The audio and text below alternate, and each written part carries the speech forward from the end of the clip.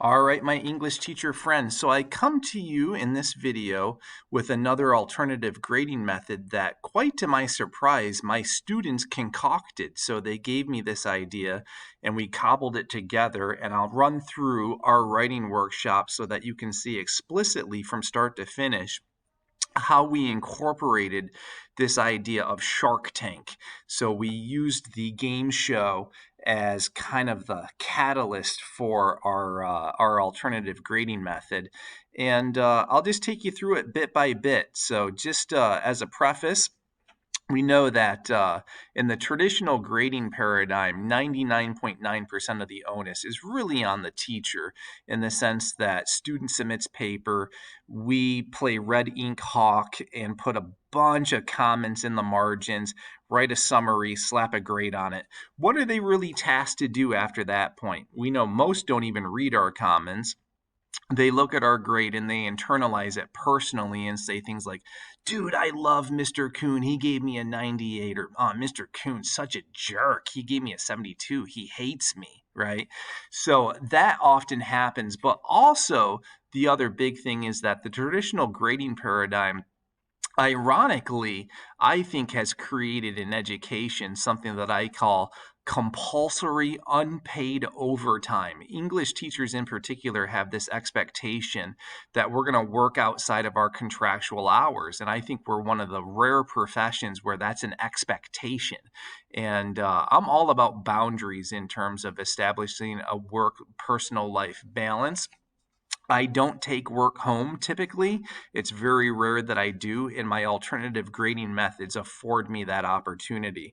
So in alternative grading methods, that 99% onus becomes more like a 50-50, if not the student doing more than 50% of the heavy lifting. And that's the magic bullet right there. That's when the learning really happens, is when students have a stake in the grading process in terms of their appraisal, their reflection, them setting their own learning targets and driving the agenda, instead of us having kind of monologues in the margins of their paper. So without further ado, let's jump right in. So in terms of the setup and guidelines, here's what we do. So prior to submitting essays, I ask students to volunteer to have their paper reviewed whole class. So what I do just visually is a couple of things.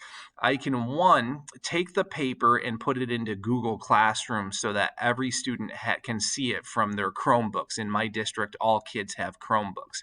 The other thing I can do is cut and paste it and put it into a Canvas slide like the ones you're seeing here, and just project it on the overhead. And oftentimes that's what I do because I can really ensure that students are paying attention and they're not watching SpongeBob or something else on their Chromebooks, which they're prone to do. So I typically project. So usually, and especially in AP classes, students volunteer by and large in mass. Like, a lot of them want a whole class peer review of their papers. In my on-level class, I have more reticent kids, but my philosophy is the more writing that students see, the better they're going to become. And what we have is I appoint 5 student judges to sit kind of in the center of the room in front of the projector, and they're going to be the ones that critique the writing. They're going to judge the writing, and I participate in it too in my on-level classes. My AP classes, I like not to participate, and once we proceed enough into the academic year, I can really stand back and keep my mouth shut and not play Lord and God dominion of composition. I want my students to make the insights and demonstrate their learning. So here's the thing. The student that submits the paper has $0 when they begin. And the judges have dollar bills. I've made them on Canva, and I'll show them to you in just a second, where we go in gradations of 5. So the essay can score 100, a 95, a 90, 85, 80, 75, or 70. I don't go below 70. And basically, the judges go through each evaluative component of the rubric and the template, and they score it. So I'll give you an example, and I'll show you concretely in just a second. We'll take a look at the introductory paragraph, assess all the stuff from my Nuance Academy in terms of like to be verbs, sentence constructs, tier 2 level vocabulary, voice rhythm and flow. And each judge will say, out of the gate, this student is headed towards a 90, and here are the reasons why. There are a couple of flaws, a couple of glitches, or they might say, this kid is blazing. It's 100 all day long. And they'll talk about how they are grading. It's really interesting because it's sort of analogous to calibration processes when we grade AP papers, or in my state, I'm in New York State, how teachers get aligned to grade the Regents exam. So we evaluate all aspects of the template, and then the judges critique the paper. And when we're done with one paper, we switch the 5 judges out and bring 5 new judges in. And I have a talking quota because I don't want kids sitting in the center of the room not saying anything. That's awkward, and it's not accountable. So typically, per paper, I tell kids on level classes, I'm like, everyone needs to say at least 2 things about the paper. We get more into it in AP, and I typically say, I want to hear you 4 times. So you set that quota however you want. And as the paper is being critiqued, the scores change. So we'll look at the first premise and say, you were off to a blazing good start. Out of the introduction, you were at like a 95, but you kind of tank bombed that first premise. So it dropped you like 10 points. Like your essay's headed towards like an 85 now. And ultimately, in this process, students can decide, I'm going to submit my paper the way it is, and even though the judges say that it's an 85, or they take it and revise. I have found that the traditional way of pure editing really doesn't work, especially if the students don't have common language with regards to working a template, a Nuance Academy, a word study academy. They need all that language and really need to be masters of grammar, punctuation, and syntax in order for pure editing in the traditional paradigm to work. So this is a great way to pure edit or to analyze final drafts. It does not matter. So this is what my money looks like. Each judge is given 100%, a 95%, a 90%, 85%, 80%, 75, 70. We don't go below 70. So it's kind of like, Olympic swimming or Olympic gymnastics. They hold up their card as they evaluate, and just kind of like a Shark Tank sort of thing. So I'll show you something that we did in an on-level 10th grade course. So our district has a big social emotional learning component. So a lot of our instruction at the on-level in our on-level courses have assignments that infuse SEL components. So I made an assignment that goes like this. We give Eeyore, our friend, a piece of advice because he's so down and dour and melancholic. We're going to try to lift him up. So it's a synthesis essay. Here's the prompt. Our dear friend Eeyore is really down on his luck and is feeling beyond meh at the moment. Things just feel bleak and heavy for him. In fact, he just sent you a text that reads, I was so upset I forgot to be happy. Read the following sources and accompanying material carefully. You have to write a letter to Eeyore giving him a bit of advice on how to find a slice of happiness in his day. Draw from at least 3 of the sources. And if you're interested in receiving these this assignment, just email me. My email's at the end of the presentation, and I can send it off. So our source packet had 7 mixes of videos, graphs, charts, and exercises. So my students learned about EFT, they learned about havening technique, mindfulness. We read the first agreement from the 4 agreements by Don Miguel Ruiz, which is be impeccable with your words.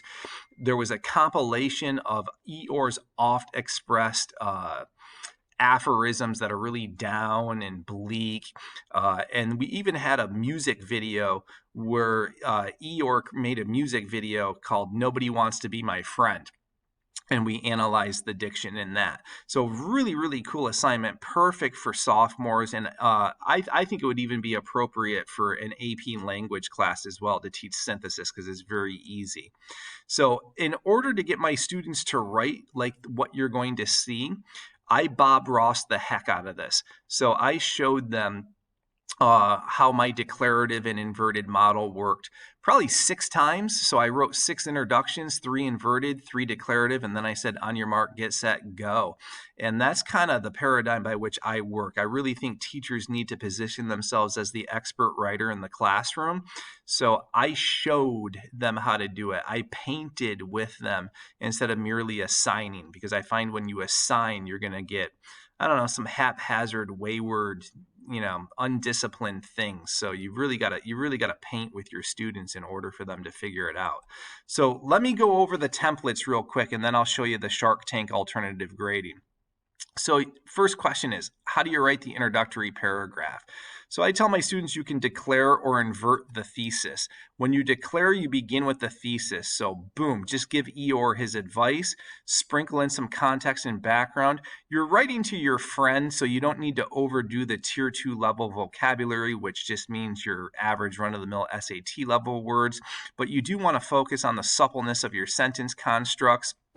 In my Nuance Academy, my students learn that there's 12 different ways to cobble together a sentence. So in order to achieve voice, rhythm, and flow, I want to see them manipulate their syntactical arrangements in order to achieve those ends. And then all introductions are 4 sentences long when you use my template.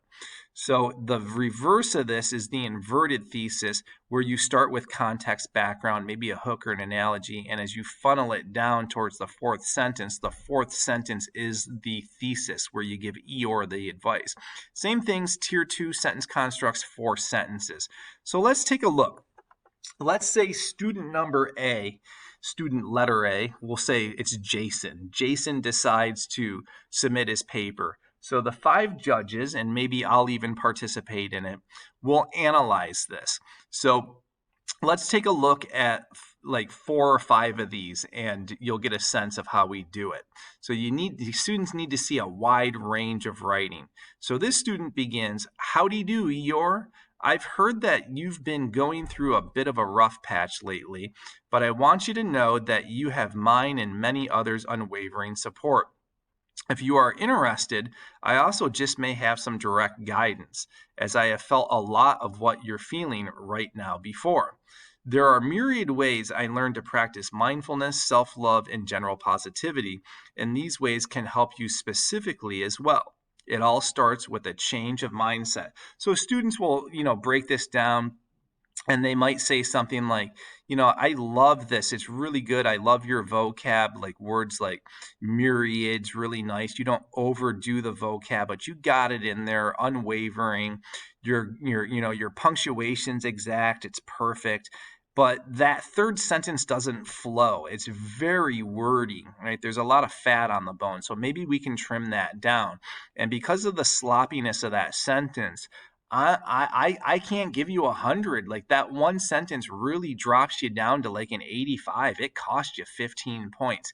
And that's the thing with this. Kids really need to see at rubric level how these small little glitches and snafus dog them on the rubric. And this is an easy fix. This kid can very easily edit the verbosity of this a little bit and spruce it up to get that 100, which this kid wants. The opening's really cool. "Howdy do, Eeyore," sets the tone. They front loaded the thesis enough in terms of practice mindfulness, self-love, general positivity. So the line of reasoning is identified right out of the gate. So most kids judge this one, I think 95 or 90. So let's take a look at number 2. And again, the kid who submits the paper is kind of seeing where they stand, but the students in the peanut gallery that aren't the judges are looking at their own papers, kind of assessing and appraising where they're at. So this student begins, "Hiya, pal. It's come to my attention that you've been hit with a wave of sadness. If you'll allow it, I'd like to diagnose your depression clinically. Like a surgeon operating on a patient, I will cut away the blight that is harming your mindset, allowing clarity of mind and the light of happiness to shine through. I promise I will fix your problems." Well, students, the judges had issues with this one because it seemed harsh. "I'd like to diagnose your depression clinically," right? Eeyore is just a melancholic character, right? He's just kind of down and out and just not, happy. And it's more mindset. And to say he's clinically depressed is going out of context a little bit. And students found this to be really harsh. And then this also, the analogy, like a surgeon operating on a patient, seemed very harsh. And the demand of the assignment is you're writing a letter to your bestie, to little poor old Eeyore, right? Little Eeyore. And it seemed harsh in the language. And they gave this one, I think, an 80 uniformly across the board. So it's following the template exactly. It's 4 sentences. Sentence constructs are okay. Vocab's okay. And it's doing what it needs to do in articulating a thesis, but it just seemed really harsh. So it was the quality of the thesis, not the quality of the writing, that cost this 20 points. Here's another one. "Hey, or," and immediately kids were like, "Dude, you misspelt the name." Like out of the gate. That's a bad first impression. You got to be deliberate and at least spell the name correctly. It's in the prompt. So they're like, "Yikes, out of the gate, this is headed towards like a 70." Like little small things like that we catch during these things. And again, I don't need to play God, Dominion, and Lord of composition and tell kids all of this. They can tell each other, right? Split the onus, 50-50. Students can help you out. I'm reading this and I'm like, oh, geez, it's 6 sentences. They broke the rule here. They went 6 instead of 4. Let's see what happens, because usually it just becomes very verbose and there's a lot of fat on the bone and a lot of unnecessary verbiage. "I've noticed a pattern to your behavior pertaining to negative words and thinking. Being too sad to be happy is one thing I'm very familiar with. So you have someone in this corner of the world who knows your struggle just like I did. You burden yourself with such pessimistic words that it impacts your outlook on life and your reality, which is like a cloudy sky. We don't want that for you, Eeyore. We want you to recognize that we all love you and that you deserve to be in a happier mind space. Thankfully, I'm here to assist." So it's actually fine. I tell my students, if you have a reason to go 3 sentences or 5 sentences, fine, but be able to explain it. And this kid couldn't explain why they went 6 sentences. They were just like, I kind of tuned out during Mr. Kuhn's writing workshop. I wasn't paying attention, and I just kind of broke the law, broke the rule. And there's punctuation issues in this that my students identified. I've run them through the gamut of my word study, or my Nuance Academy, where we do intensive grammar, punctuation, and syntax, so they can identify all the errors in this, and it's really disruptive to the flow and even impedes meaning in some instances. So we also talked about, to what extent do you throw your own personal stuff in here? And, from a rhetorical standpoint, it's not about you, it's about Eeyore. So rhetorically, we thought that might not be the best position to go, to make it about you. That's not being a good friend. It's actually sometimes kind of narcissistic and egocentric when you do that. So this student was getting a 70 on this. And again, here's the magic of this. I don't need to say it all, right? I don't need to say all of this to the student and be the only one articulating this. So in the process, the kids in the peanut gallery, I'm like, "Guys, did you have 4 sentences or did you go more?" And you see some heads go down, and it's like, you got to pay attention during the writing workshop. One kid had 11 sentences for the introduction. It just bloviated on and on and on, went for a bird walk, and they never even arrived at a thesis. So without me having to put comments in their margin and endnotes, or have individualized writing workshops with them. They figured it out on their own, revised it, and resubmitted their paper for final evaluation without me having to spearhead that. So here's another one. My dear Eeyore, I can't bear to watch you stay in that sad, miserable state any longer. You've conditioned yourself to think you're worthless, but that is just not true. Like a bladesmith crafting a mighty sword, you must shape your world to what you want it to be. Heed my advice, and I bet you will feel better. Lickety split. Like, this is really good. It might be the best one we saw. Students like the expressive syntax in here, the use of the ellipses, the informal tone, the use of the analogy. It's flowing, it's smooth in terms of its articulation. There's no hiccups in it, and it front loads the argument in terms of establishing the line of reason very nicely and succinct. 4 sentences. So students went 95 on this one. They thought that third sentence got a little wordy, and actually gave the suggestion that maybe throwing in some tier 2 level vocabulary might trim down. Some of this where I'm pointing here gets a little bogged down in simplistic verbiage, and they thought sprucing it up with some tier 2 might make it more crisp and exact, and that's what the student did. And they were at 100 with their introduction out of the gate. So that's how we do it. And you might think that might take a lot of time. It really doesn't. It really doesn't. I think the biggest amount of time I spend is cutting and pasting and putting things in Canva slides. And that's really, much more enjoyable than giving up my weekends and my evenings to grade. So I can do that during my free periods at school in 20 minutes or so.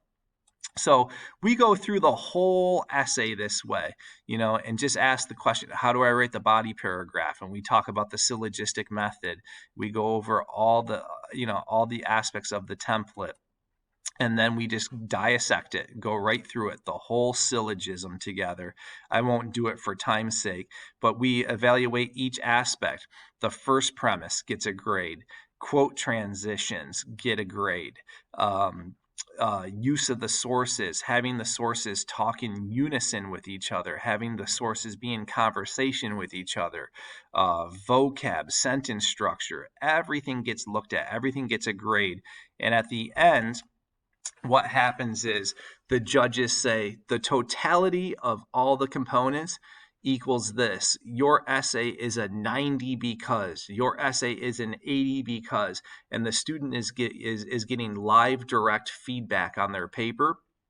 And they have a choice. They can submit it. They're like, I'm fine with a 90. I'm gonna submit it to Mr. Kuhn, and he can look at it, give me some feedback, and I'll revise it. So this is great for peer editing. It's also great for final drafts during the grading process. And the peanut gallery kids, if they choose not to submit their whole instruction, I have them writing in their margins. Because usually in a class, like, you'll have, I don't know, 6, 7, 8 kids wanting to submit their papers to the Shark Tank.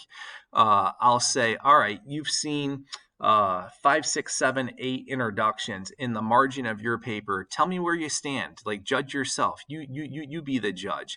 Out of the gate, where do you stand and why? And they begin the conversation in the margins, and then I'll look at their comments and respond to them. And at the end, of the whole exercise, the kids in the peanut gallery, I say, what grade do you deserve and why? In like 5 sentences, tell me what grade you deserve and why. And then the key thing, give me 3 learning targets. What's 3 things you're going to do to make this paper better? Or in the next subsequent draft that you write, what are you going to do better? So we are at the end. And if you want to try your hand at this, by all means do. I can pass these slides on to you. teachingwritingcoach@gmail.com. Just ask. So know that I am offering a 2-hour intensive. It's called the Alternative Grading Methods 2-hour intensive. November 12th, 2022. Through the National Writing Project, so you get professional development hours. So on November 12th at 11 a.m. Eastern Standard Time, we're going to go over 25 of my top favorite alternative grading methods. Literally show up with a huge stack of papers and we will have them graded by the end of our session. That's my promise to you. So you get a copy of my textbook if you sign up and enroll in this course. You can also bundle it with my self-paced course so that you get a complete immersion into my templates across the expository modes. There's portions in the self-paced course that go over my Plato's Plato discussion, 40 alternative grading methods, and my nuance and my word study academy as well. So if you want more information on those things, visit my webpage at www.teachinghowtowrite.com. So for now, happy teaching and happy writing.